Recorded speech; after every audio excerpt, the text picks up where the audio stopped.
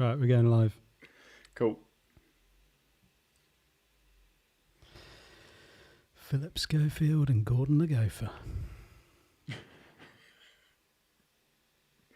Is that us? Oh, There we are. now live on your channel. We're live. Hello, everybody. Oh, I'm really confused. I'm going to shut down my emails. It's probably best. Ah, right. Hello, Isla. Hello, Tim. Hello, Annie. So hopefully you can hear us. Yeah, your doc, it's gone now. Yeah, I know it appears when I do some little switching. Yeah, it was same kind of deal as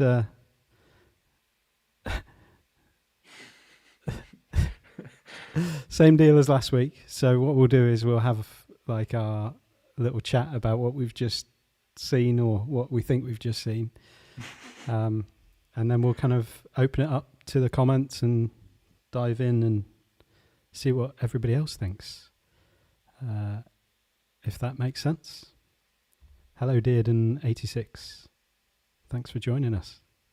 Who is Gordon and who is Peter? Who's Peter? Let's say Peter. Philip. Philip Schofield. Philip Schofield and Gordon the Gopher. Peter Schofield. Yeah.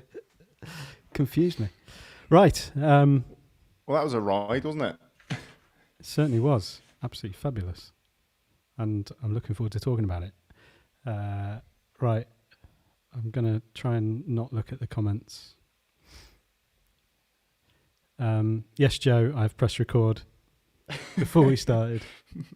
It's the thing I've been reminding myself all day. So, right, let's get into it. Let's get into it. Do you want to start? Stephen, Andrew. do you fancy spending a quiet night inside number 9? Of course I do. Here we are inside season 6, episode 5. How Do You Plead? Which was directed by Guillem Morales, produced by Adam Tandy, written by Reece Shearsmith and Steve Pemberton, and first aired on Monday, the 7th of June, 2021, 38 minutes ago. And I guess we should start by saying a massive congratulations to the entire team and to Stephen Reece for a fresh BAFTA last night, which is very exciting. Fresh BAFTA. Bit of fresh BAFTA action. And to all of us. To all of us. I mean, yes. For our achievement. It's our BAFTA, isn't it, really? This is all of ours. Yeah, so, I mean, let's start with just instant reactions. Like, what did you make of that? That was a bit of a ride, wasn't it? I would say so. Yeah. That was not what I expected to see at all. I'd like to know how much money I would have got for Steve Pemberton's going to be the devil in this episode. Yeah. Oh, when his eyes went red, it was like, yes. So good. I was feeling like, okay, this is going to have a supernatural bent to it with the music, which sounded very stakeoutish. It had that kind of those strings that, with the kind of reverberating strings, which was cool. It was very enjoyable. Twists, like, I don't know, the kind of Webstery weaving of things all over the shop. It was nice switcheroos.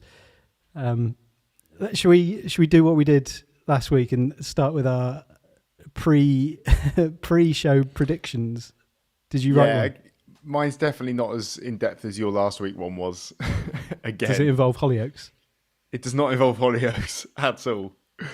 But from what I had kind of seen already and what I'd heard, my expectation was that Jacoby had gotten off a criminal at some point, and that they were somehow related to Reese. And Reese's character was sort of posing as a nurse to essentially torture him, and get him back for, getting off the guy that did damage to someone who was close to him. It wasn't that. Yeah, and even in the episode, I was thinking... I was still thinking that. When he was going through the cases and stuff, I thought that was what was going to happen. Very clever misdirection. Yeah, exactly. Yeah, I had... my synopsis is obviously of the episode that was never written. Webster is at the end of his long and illustrious career, successfully defending some of the UK's most hardened criminals. But it's Urban's birthday, and annoying. And Webster has forgotten. And in a mysterious package that arrives are the pieces of a criminal puzzle that doesn't end well for one of them, who is left pleading for their life amidst a mess of party poppers, morphine, and fake blood. I love how lucid your thoughts are about these. I kind of, once I get into it, I'm like, yes, I'm there. But I found it so hard to kind of come up with some kind of... It was like basically just kind of using the images that had been posted and that basic synopsis of which they're so cleverly written. So Webster, the famous barrister, is not well and not an easy man to look after. His carer Urban knows how to take the rough with the smooth, dishing out the drugs or appealing to the old man's vanity. But on this particular night, something is coming that will test Webster's resolve and legal skills to the very end.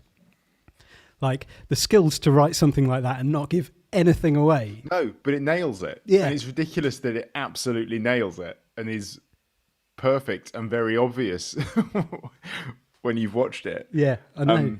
Fabulous. Yeah. Brilliant.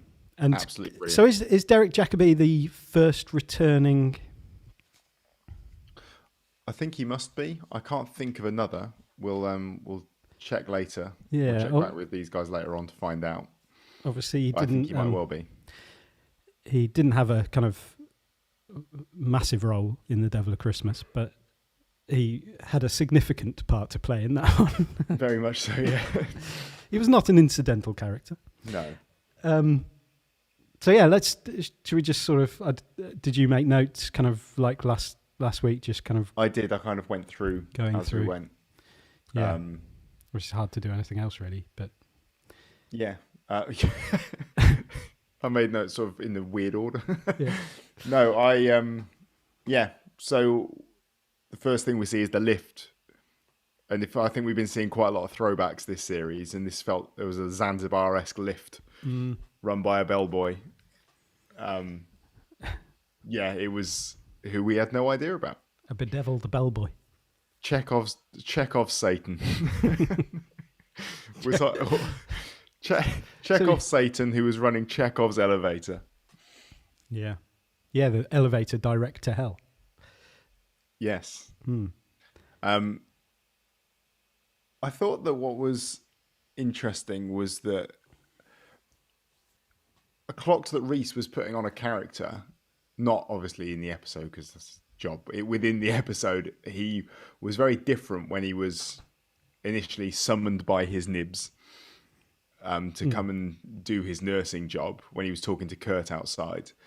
So when he goes in, he suddenly becomes like Frank Spencer, a Frank Spencer nurse, camps it up to 11. Yeah. What a name as well. Urban Bedford. I know. I was trying Is this going to be... Is this an anagram? I don't know. It's not a name that I've really heard before. Not for an English person, definitely. Yeah. I'm sure Simon's going to be there later on when we have a look, and we're going to find out it's a cryptic crossword clue. Well, I was kind of thinking, there's definitely... I think the names do feel significant because... like even Webster... You, mate. well, Webster's name... because that's sort of I was looking it up before. I was like, Webster, because Urban's obviously it stands out, and Webster means sort of weaver, which as a barrister It's kind of like Yeah, the that's weaving true, yeah. of stories and you know, you see it in the episode, like the weaving of lies into truth. Essentially, is kind of like the Rumpelstiltskin role, of kind of, yeah. Oh, Webster's Dictionary and Urban Dictionary. Oh, the two dictionary guys, yeah. The two dictionary guys, one of which is very different to the other. I'm guessing that the Urban Dictionary is by a guy called Urban. Yeah, Yeah, it's not like that's sort what of that just is. street words. I think we've cracked it. It's Yeah. dictionaries. It's all about dictionaries. There you go. Yeah, and so I thought, you know, the same with like that his character. It felt like a put on character that he was playing, and the whole setup of he's been called to kind of come back. He's got an alibi, which is him having left to go and see this concert, and then he's summoned back. But has he done something to Webster to ensure that he will be asked to come back to look after him?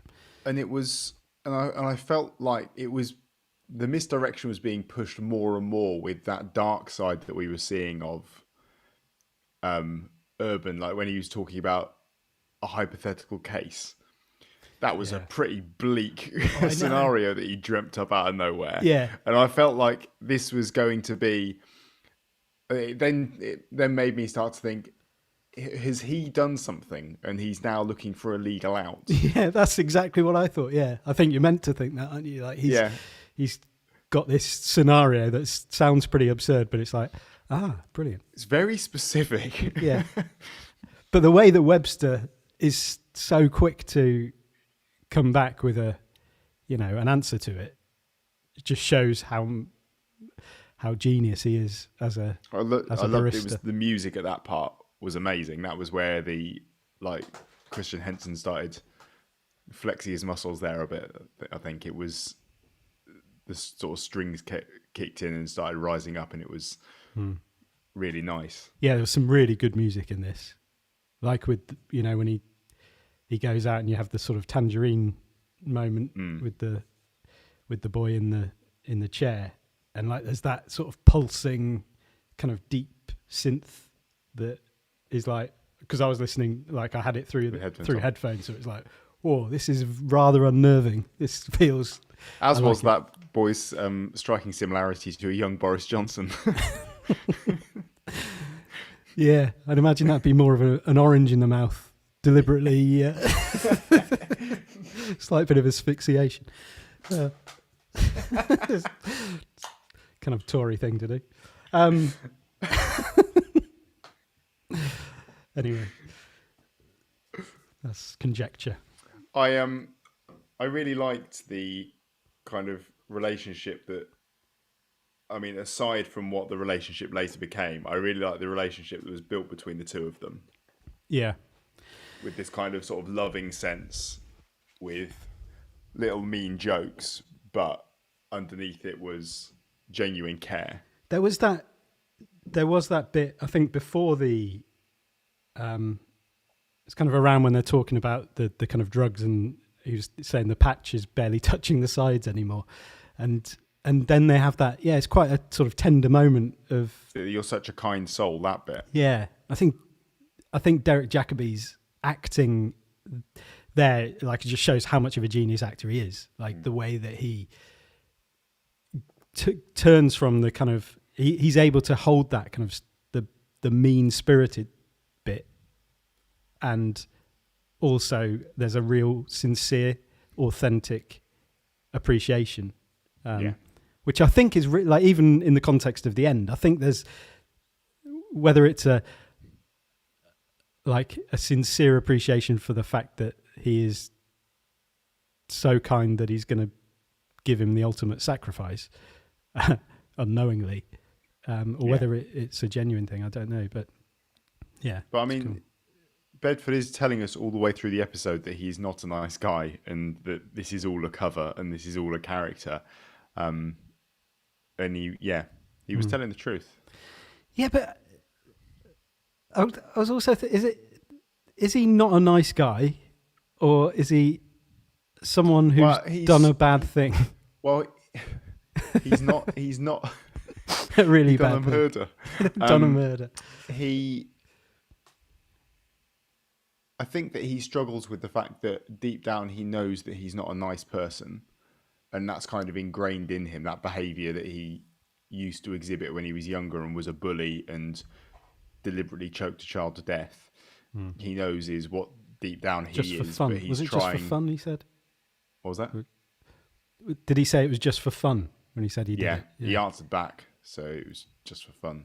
Yeah, and he knows that deep down that's who he is, but he's been spending his whole life trying to repent for it. Repentance idea, that repenting idea, and it's an. I thought that kind of shades of, well, very grey shades of A Christmas Carol. With the clock, because I was, at that moment I was like, oh, what have we got here? Like, there's some, like when all the power went out, and then the clock's ringing midnight, and it's like, okay, we're going to be visited by the ghost of, I don't know, birthday present. Past. Very good. Cheers, man. Xylophone was an interesting name as well for the daughter in the pretend case. Why xylophone? But I love the fact that that Webster did not even question. He just went with the entire scenario that had been presented to him. Yeah, he did not question any of it. He kind of took it. No, not at all. And went with it. No, he did just. I'll go with this. I guess he's heard some pretty horrendous things, and so nothing really surprises him anymore. Yeah, maybe. Yeah, some nice little references. The Filofax. That was a warm fuzzy reference. Remember that? Did you ever have a fun fax when you were a kid? Reference? Did you have a fun fax? I did have a fun fax. Yeah. That's the best thing ever. Yeah. Like a little white kind of, ring binder type thing. Yes. Yeah, good. There was some, I felt like there was the little Cats reference, Mr. Mistopheles, which was really weird because I felt like when we were being talked through Webster's career as a legal eagle, it had shades of. Have you seen Cats? No. There's an old cat that talks about his time performing in the theatre in his heyday, and kind of talking through his incredible roles. And it felt very much like that. I was getting shades of that. And then when he pulled out the Mr. Mistopheles thing later on, I was like, oh yeah. There are some Cats things running through this. That's interesting. Had you thought that earlier on? Yeah, I had. Yeah, that's interesting. Yeah. And now I'm frantically trying to find out if Derek Jacobi played Gus the theatre cat, and that's why.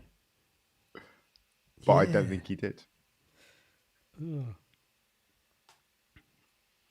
So then we had the. It brings up the sort of filing cabinet thing because he realizes that door's locked. You have the or the drawer, should I say?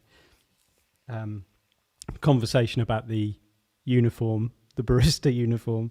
But yeah, I love that. And the costume. And then knowing that he was going searching for a bobby pin in the box of wigs, so he uses it. That again, I'm being led to think that there is something really sinister going on on Reese's part at this point here.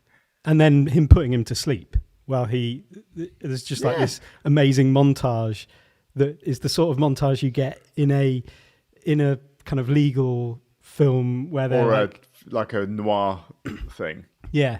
They're like kind of going through the case. They're finding this is the little detail that stands out, which makes makes law look really, really appealing, doesn't it? It makes it look really romantic and amazing. It's like, it was. I really enjoyed the fact that the music wasn't like imposed on the scene, but was being played out of Reese's phone. Yes. The orchestral music on his phone, as though I should be listening to this kind of music while I do this. I'm going to listen to essentially my friend in the BBC Concert Orchestra.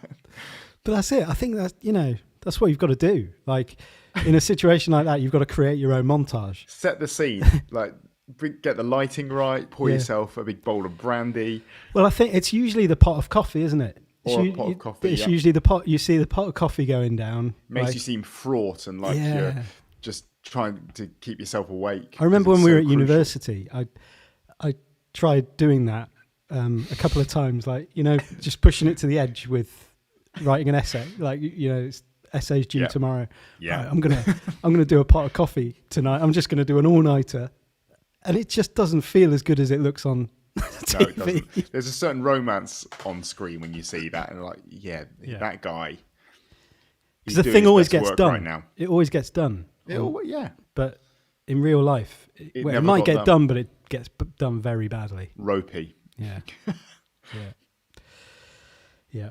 And then we get introduced to the Andrew Waite, the Crown versus Andrew Waite case. Mm-hmm.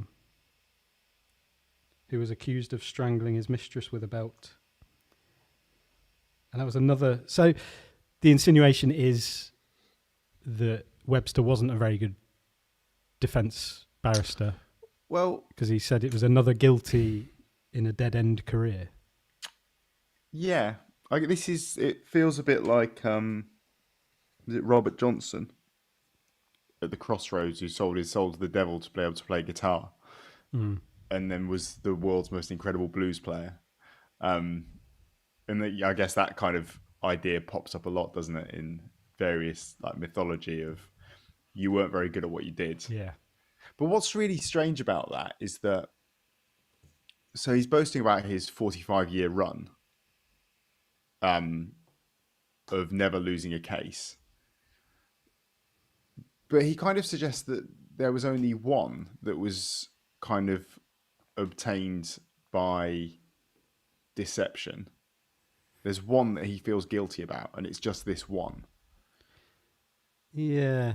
Was it just that his deal with the devil only presented him with nice, straightforward ones that fell into his lap from that point that were just easy jobs? Or I don't know. He had the talent. Maybe the devil gave him the talent to win any case. I mean, and nearly the case against himself. But the thing is that the remorse he feels about that one case, and that's the one that troubles him and the one he feels ashamed of.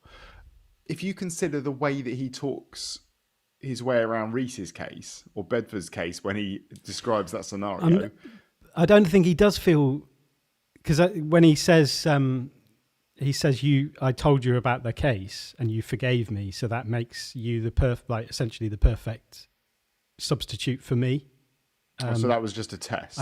That's how I read it. Yeah. So it was even like, obviously that was the defining point, but yeah, the fact that he is such a good person that even the worst thing that you can possibly say as a barrister, which is I knew he was guilty, and basically went with fake evidence and so to got him speak. off.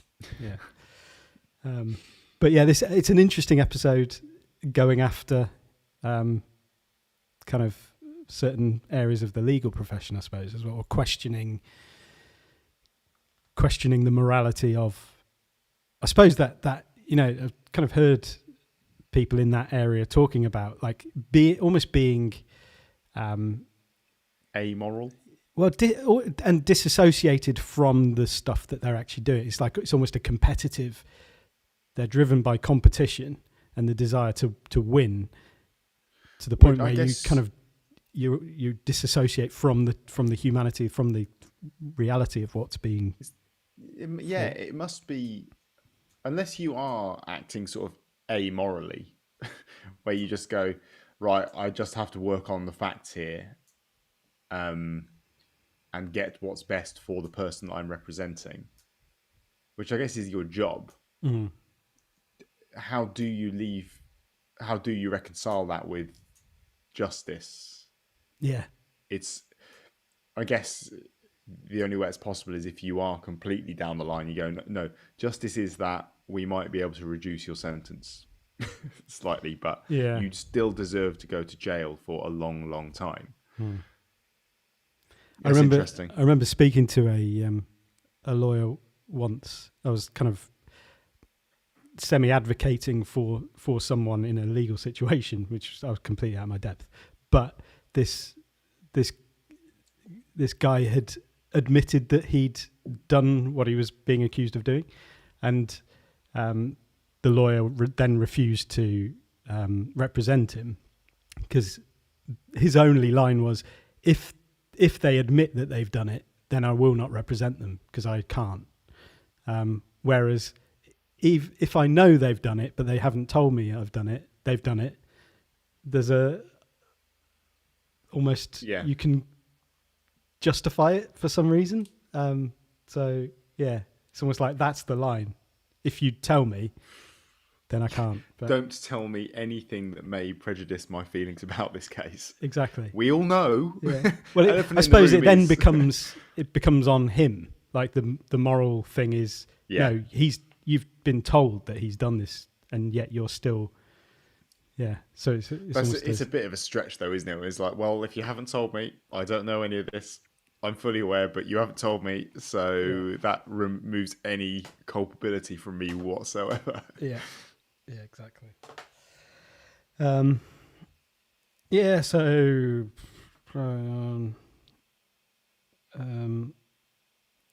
the Frozen. You've probably never seen Frozen. I love the idea of Reese watching Disney films with his kids. Yeah.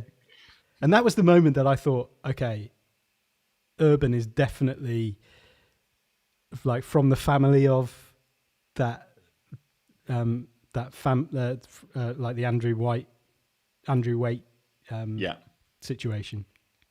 And I don't know why, but yeah, that whole line of like, make like Elsa and let it go, and you've got to forgive yourself and all of this stuff. It was almost like, okay, is that setting up some kind of thing there that I don't know. It just felt like the misdirection again, wasn't it? But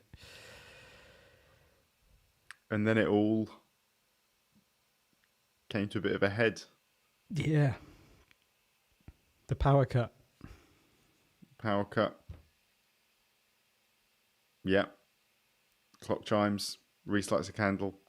Ebenezer Scrooge is awaiting the first ghost. Yeah, exactly.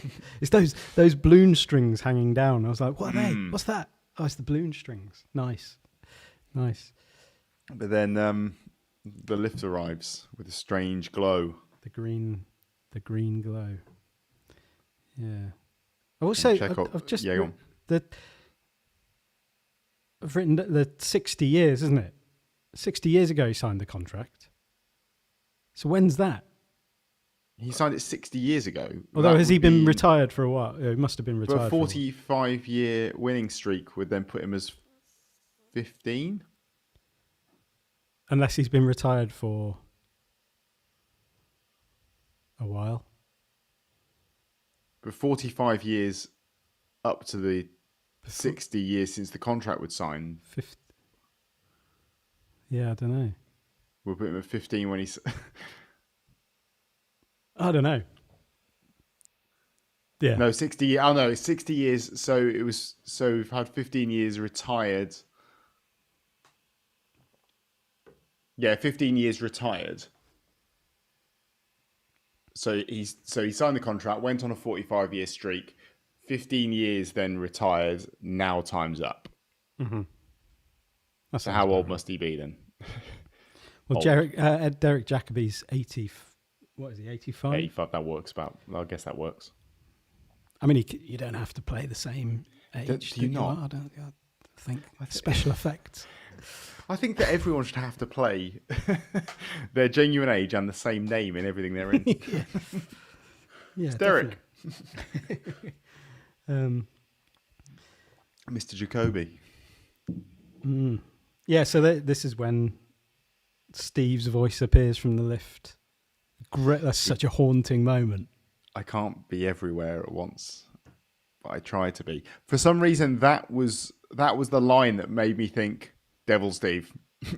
Oh, Devil you knew Steve, at that point, did you? Yeah. It was at that point there I thought Devil Steve, and I don't know why. Oh, and he said no rest for the wicked. Yes. But yeah, the red eyes. Yeah. Webster? Oh, God. I'm afraid not. Yeah. Yes, I'm afraid not. That was great. Yeah, and then that's when old Urban goes to his defence and tries pleading on his behalf. He tries to lawyer the situation. Yeah. Yeah. The plea bargain. The I like the idea that the devil has spent time on Earth working as a lift operator just to keep an eye on the guy he signed the deal with. Yes, it's a bit of a commitment. I wonder how that works logistically from sort of the devil perspective. Whether is there a layers of hell thing going on here as well? A bit like so he's on level 9, almost like in reverse, where Webster's suffering on like the top one, and he's going to end up being plunged down into essentially level 1, level 1 of hell, the worst hell. Would that be the middle? 1 of 9. It's like a reverse trip downwards. Yeah. Yeah. I don't know. Because that's where they're headed. They are fast. The switch thing was so quick. Yeah, so you got the switch. Yeah, so there's a switch when Webster offers up Urban. It says, right, he can go instead. It'll be all the more delicious because he's a good soul, and that seems to have worked. Yeah. And Urban's in the lift with the devil, and then he reveals his story, and then sudden switch. Yeah. Which was so well filmed and well done. How he just morphed into. Yeah. That's great. The tangerine murder becomes clear. Oh, the whole bit of being relieved of the illness, and I feel better already. Yeah, this is great. Yeah, yeah. So the illness was real. That was genuine. That wasn't just a. Does he now live forever? Because he's still only got a few years left in him. Well, he's in. Either way, unless he's in hell now, isn't he? Anyway, so. Well, yeah, but before that switch. Yeah, I don't know. Was he now just granted immortality? To be honest, it's all open, isn't it? I didn't see the contract. I'd need to examine the contract thoroughly to know. I'd need to get a pot of coffee. We're in for a late one, boys. Good examination. Bit of string music. Yeah.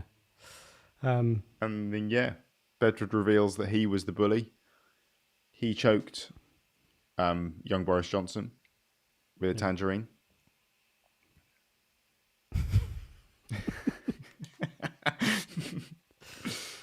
And he was no angel. No. Scene. And he'll be seeing the other two at some point in the future. Yeah.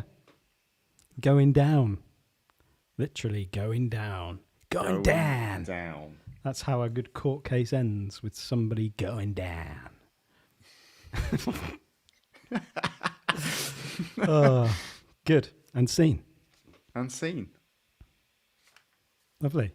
What a great episode. That was a brilliant episode. I loved it. I really liked it. Okay. Whoa, comments galore. Was Webster really 90? Yeah, he probably was. Oh yeah, that was referenced, wasn't it? I think. Oh, well, his actual age. Yeah. Good point. Right, let's go back and re-record that bit.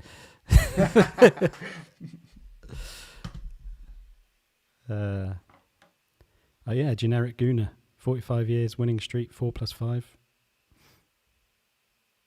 90 years old. Point. 9+0. It's all nines. Generic Gooner also said earlier, quite rightly, we haven't had a more grounded episode in this series yet.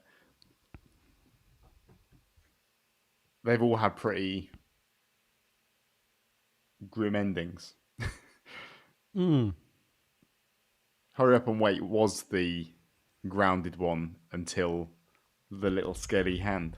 Yeah. I've got theories about that. Oh, the scaly hand. Yeah. Yeah. That's true. Yeah, Reese's Campness was a bit like his Sardines character. I think he enjoys camp. Definitely enjoys camp. Does. He's been camping it up quite a lot this series, hasn't he? Yeah. I think there feels like a freedom to how Reese is playing characters now. I think. Yeah, he's really leaning into them.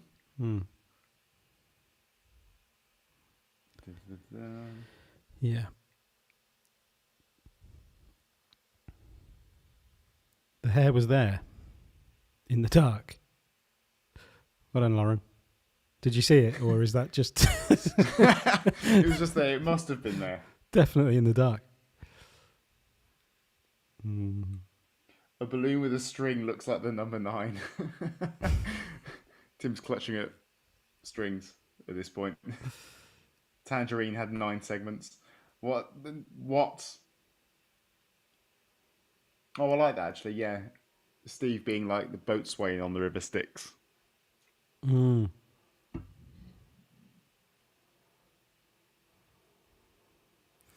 it's a great role, that.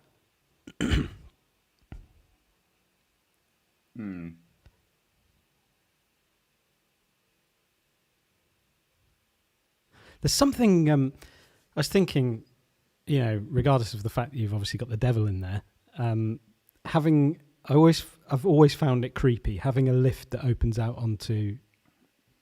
into your house, essentially. Yeah.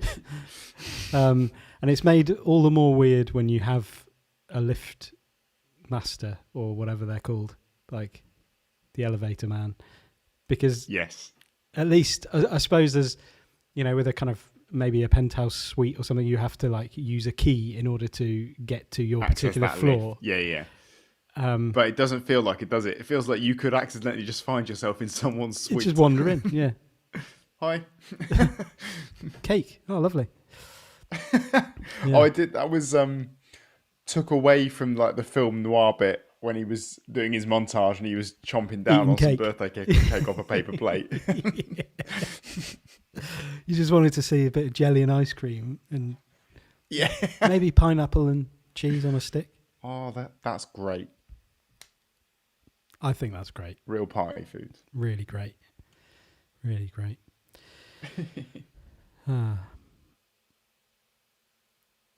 Generic Gooner. After listening to the podcast for months, this is my first live chat. Pleasure to be here discussing you all.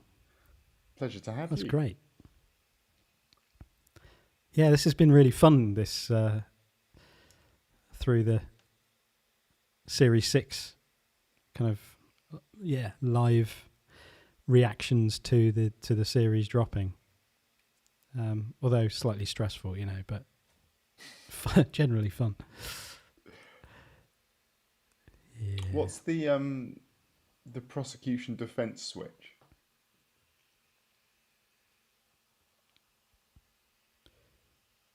Did he switch from prosecution to defense? Joe asked. Because there was a list. There was a run of guilties.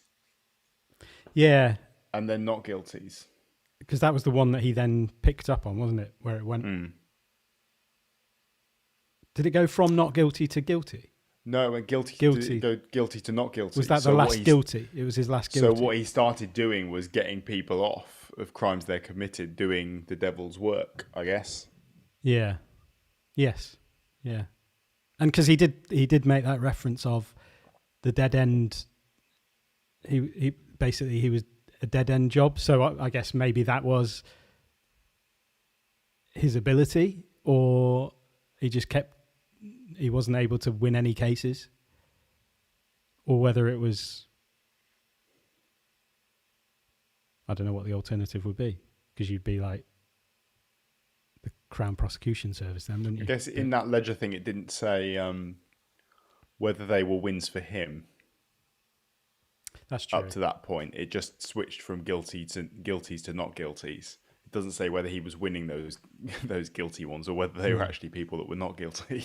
It just failed to get off. That's true. Yeah. Good point.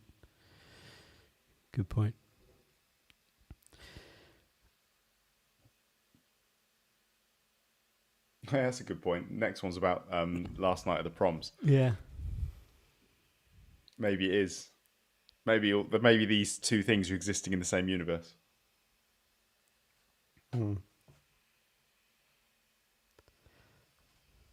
We will see. All will be revealed. The devil has the best tunes. So that was before the secondary switch, wasn't it? He thought he could go and enjoy some music in hell. Oh well. Later on, he'll get a chance.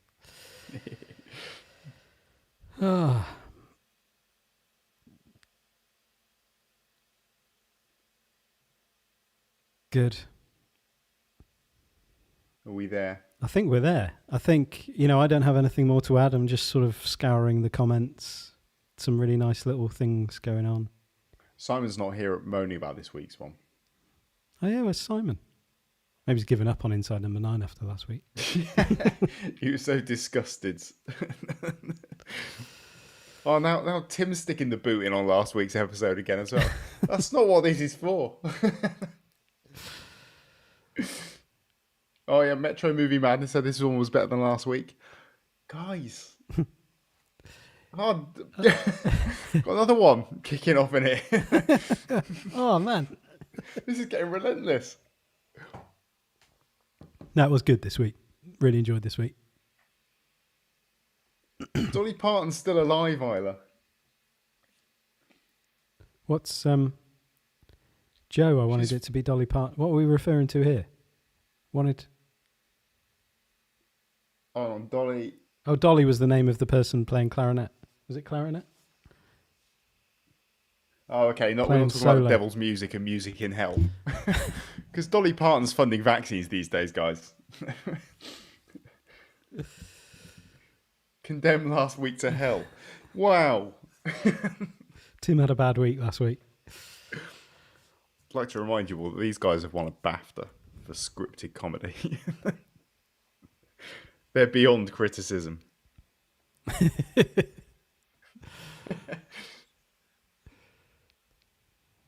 There's only so... That's right, Joe. There is only so much you can do with a static caravan. And so much you can do in a static caravan.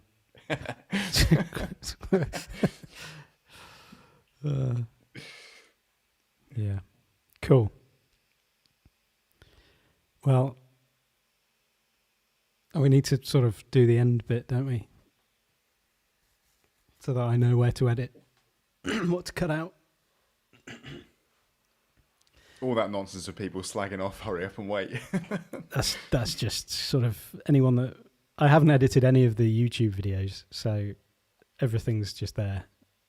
Forever. Until it's not. We're 6 subscribers shy of being able to have our custom URL. Oh, we are, yeah. I was hoping maybe that would be our gift by the end of the series. We might get to 100 subscribers on YouTube. And then in order to give ourselves a custom URL for a channel that we're not using as much anymore. We'll then become redundant. Yeah. That'd be good. It's the way we roll. Yeah, great. So if you have any kind of thoughts about this episode or anything that we've talked about, or you kind of, as you rewatch it and rewatch any of the episodes in this series, then please do get in touch with us. via email, a quiet night inside 09 at gmail.com, or on Twitter at AQNIN9. And we will, kind of discuss whatever kind of comes our way as we go round it again. After the series finishes airing, we will dive back into each of the episodes so that we have a little bit more time to actually think about them before we talk about them, rather than 8 minutes. Cool. Have you got anything else to add there, Steve? No, I don't think so. Excellent. Well, thank you everybody for joining us. One more week. Yeah. Cool. All right. Closing down. Have a good week, everybody. Speak to you soon. Speak to you soon. Bye-bye.